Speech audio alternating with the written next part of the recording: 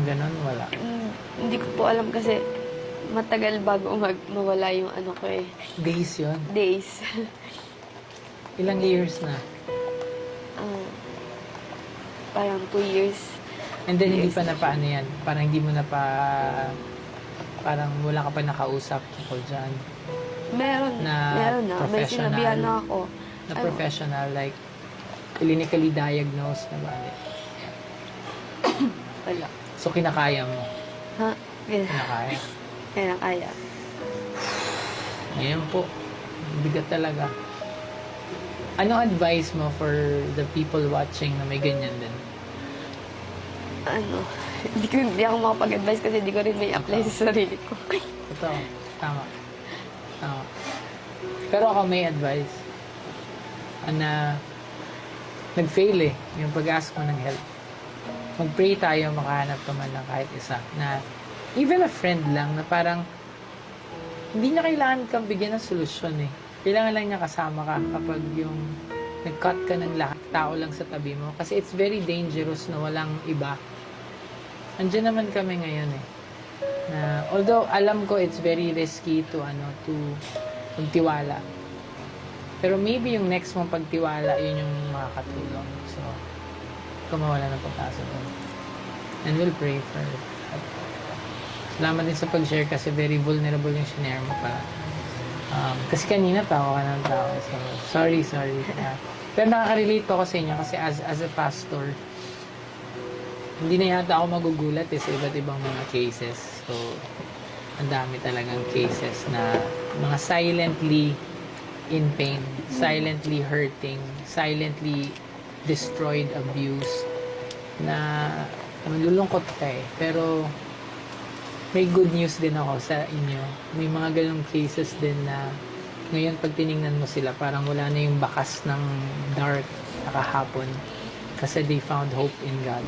So, di ba may isang example sa CCF?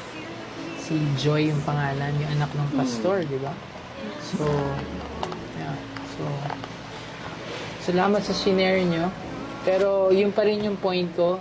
Most of the missing piece na hinahanap natin, mapapagod ka lang paghahanapin mo sa tao, sa bagay. You can never find it in this world. Pero itry nyo hanapin sa Panginoon. And si Lord naman siya yung magpapadala ng tulong. Maybe kung nag-fail nun, maybe this is one answer. Na because of an open conversation, maging open ka na, baka may help si Lord na possible. Salamat sa pag-share. Salamat sa pag-share. I'm not afraid, walking with me at the same pace.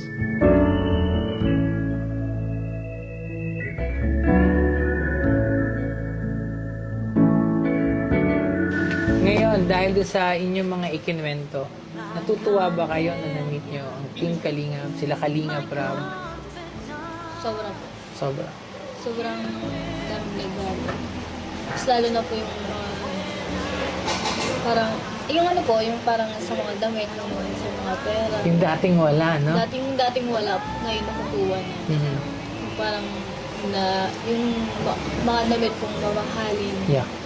Dati hindi ko nakukuha. Ngayon nakukuha ko na. Na kahit minsan nga pagpagudan mo eh, kahit magsipag kang kunin yung mga bagay na yun, baka hindi ka agad-agad. Hindi po. Hindi po basta-basta. Pero ngayon, unti-unti nyo. Unti-unti na po. Mas lalo na po sa allowance. Aba, Kasi sobra pong kulang yun. noon. Doon. Okay. Ngayon, hindi na. Wow. So may napunuan ang kalingap sa mga pangailangan mo. Kaya ano naman, kay Rosa, Talagang sa ni Dara po. Talagang ano po, na yung mga gusto mo pong bilhin, mabibili mo na. aba, Yung ano po, yung mga pagkain na gusto mo Kainin, magustuhan na, no? Di mo na nakakain. makakain mo na po. Kasi kain po, ka nga kayo ng kain ngayon eh. kaya nga po, Parang dami niyong mini-milk tea ka. kaya nga po eh. Kasi po nung wala po kami, hindi po talaga kami nakakain Totoo. sa Na-experience mo yung talagang wala makain minsan? Opo. Kasi po, wala na pong panganap buhay. Kaya, tiis na lang. Kaya ngayon po, sobrang pasalamat na lang kasi yung mga gusto po namin bilhin, yung mga pagkain na gusto namin, nakukuha namin, nabibili namin. Kaya sobrang saya na. Pangailangan, Opo, yung mga pagkain, pangailangan. damit. Lalo na po sa pag-aaral. Pag-aaral pa. Opo, Oh, wow. makapag-aaral na po. Mhm. Tapos po, yun mga sa mga damit po, mga needs po nga. Kaya po, sobrang masaya po nang dumating po yung kalinga. Kaya sobrang thank you po kay Kuya. Kay Kuya Ram po, thankful po. Thank you po kay Kuya Rab. Kay Joy, kumusta? Yun din. Yun, Maliban doon, meron bang yung parang new experiences or emotions na naramdaman mo? Yung for ganito anything? po, yung Yung ganito, nag-enjoy ka? Nag-enjoy ka talaga? Parang wala kang tiwala na ngayon. Hindi, at least alam ng mga na talagang talaga legit tong question ko. Masaya silang kasama, di ba? Hindi po yan rehearsed, ha? Nag-enjoy ka sa ganito? Sige, kwento mo ba? So, maraming pagkain, new experiences. So, marami na itulong sa inyo, Team Kalinga. Thank you, Kalinga. Bahay na. May bahay pa? Ay, grabe. Sunod na. Sunod na si Tara eh. Wow. Nakalista ba ako dyan? Joke lang po. Yan. Palasyo ka na, Pas. Uy, wala. Baka maniwala sila. Wala Nasa po. langit, nasa langit. Ah, sa langit. Tama po yun. Tama po. Legit. Siram. Ayan, thank you po kay Pastor ER. Subscribe niyo po ang kanyang YouTube channel, ER Villa Gomez. Yan. Ganda po ng content nila. Content niya talagang marami kang matututunan. Nakaka-bless. Siyempre, mas makikilala mo si Lord.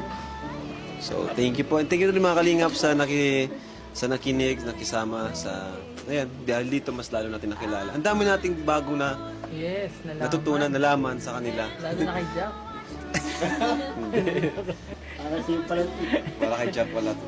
Sa mga tinanong ni Paz, pwede rin po kayo mag-comment kung ano yung mga na-experience nyo before na kakulangan sa inyong buhay na ngayon ay unti-unti nang nakakamit or kung wala pa rin ngayon, Dahil kay Lord. dahil kay Lord. Ayan.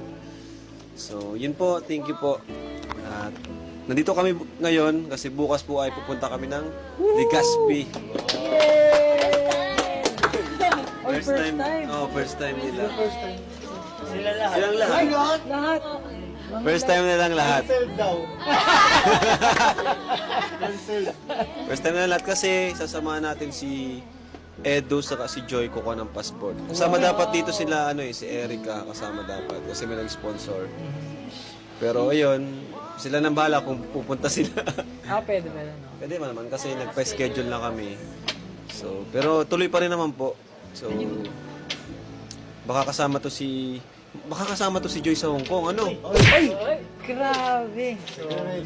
So, sasamahan siya nila, siyempre, supportive niya, sister. Ang galing of age, si Dara sa si Rose Ann. Para makapasyal, mag-enjoy, makalimutan yung mga problema. At saka first time nga nila makapunta doon sa Legazpi Albay. First time nila makikita ang Mayon. Ayun, makikita nyo. Mayon volcano. Sa zoo? Yung wildlife. So, Grabe. ayan. So, Saya thank you naman po. Thank you. God bless. And Jesus loves you. Bye-bye.